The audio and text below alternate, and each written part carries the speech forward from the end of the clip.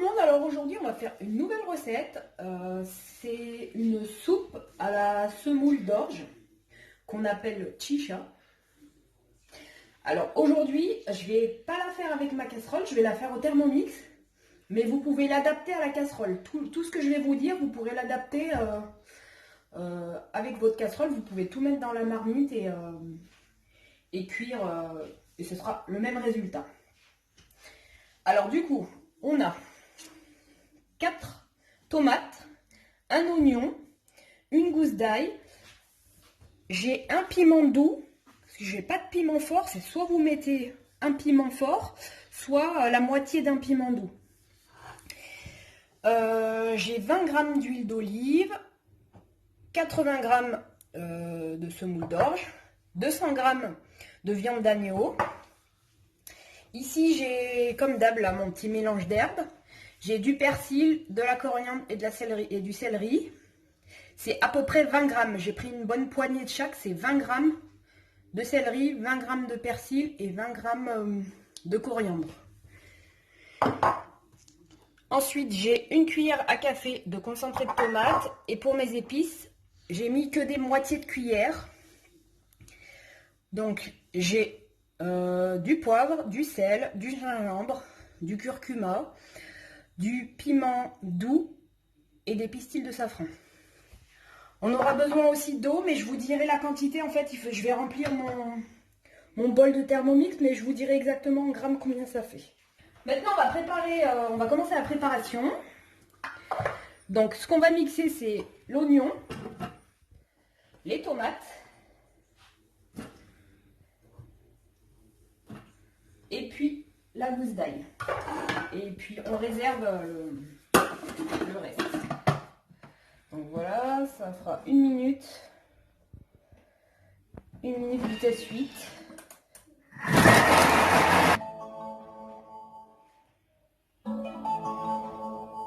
Donc, je vais vous montrer le résultat. Pour celles qui n'ont pas le robot, en fait, on va faire un coulis.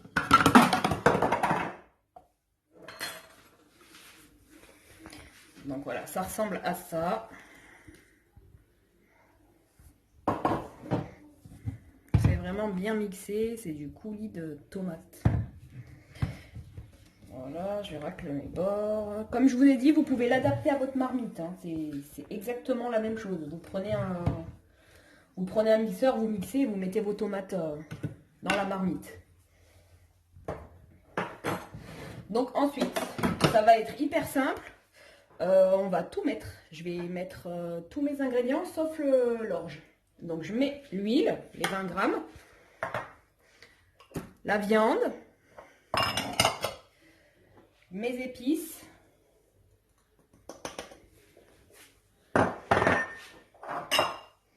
mon concentré de tomate,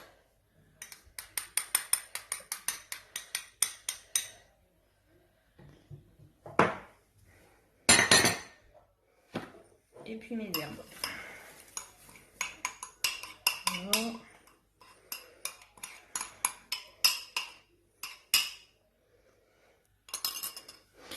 Et je vais aussi mettre mon petit piment.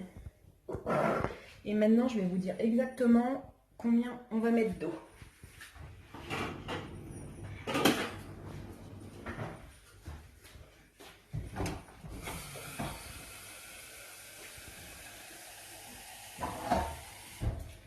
Donc pour celles qui ont le Thermomix, vous allez vous baser sur le repère max. Vous remplissez au max, ici. Et celles qui n'ont pas le Thermomix, je vais vous dire en grammes combien vous allez mettre. Exactement.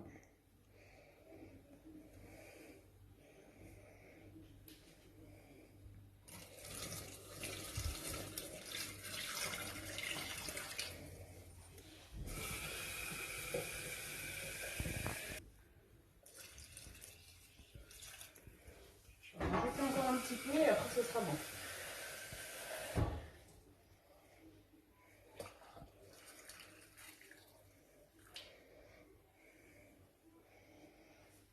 Donc 1426 g.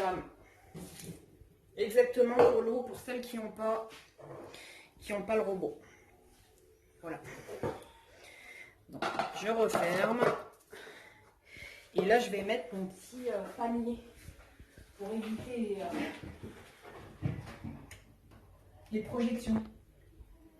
Alors du coup, j'ai mis mon petit panier. Je vais régler 30 minutes. Hop, 30 minutes. En Varoma, sens inverse. Comme ça, j'ai pas les petits... Comme ça va pas me couper mes ingrédients. Et mijotage. Voilà. Et on laisse cuire pendant 30 minutes et je reviens vers vous après. Alors du coup, les 30 minutes se sont écoulées. Vous faites attention, c'est chaud. Voilà, vous voyez, il y a la fumée là, donc c'est hyper chaud, vous faites attention.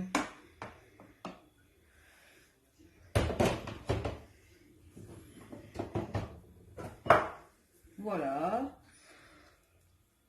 Le poivron, il n'a pas été découpé, hein, vous avez vu. Hop. La viande est cuite. Du coup, la dernière étape,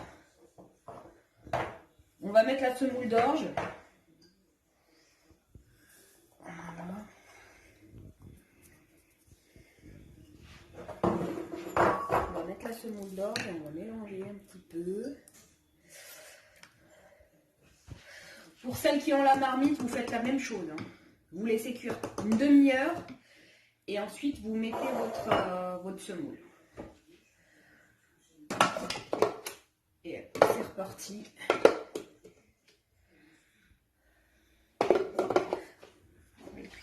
Donc, c'est parti pour 15 minutes et après, normalement, ce sera bon pour la cuisson. Un petit quart d'heure. Pareil, Varoma, sens inverse et mijotage. Et je reviens vers vous pour vous montrer le résultat. Donc, au bout de 15 minutes, on va regarder le résultat.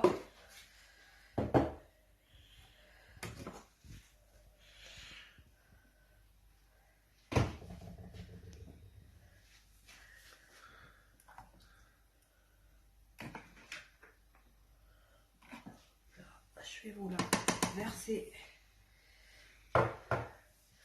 dans la casserole et vous allez voir.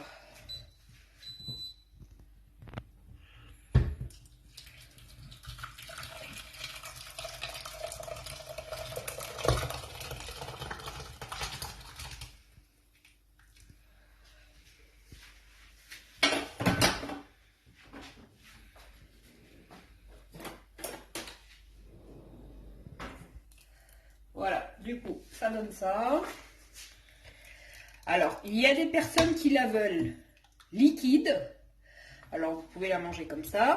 Et il y a d'autres personnes qui préfèrent l'avoir un peu plus épaisse. Donc, ce que vous faites, c'est que si vous la faites dans la marmite, vous enlevez le couvercle et vous laissez cuire, vous le laissez sur le feu et puis ça va réduire. Ça va réduire la quantité d'eau et puis ça sera plus épais. Voilà. Et voilà, notre soupe est prête à être dégustée. Voilà, elle ressemble à ça. Vous pouvez l'accompagner de dattes. Voilà. N'oubliez pas de vous abonner à ma page et à bientôt pour une nouvelle recette.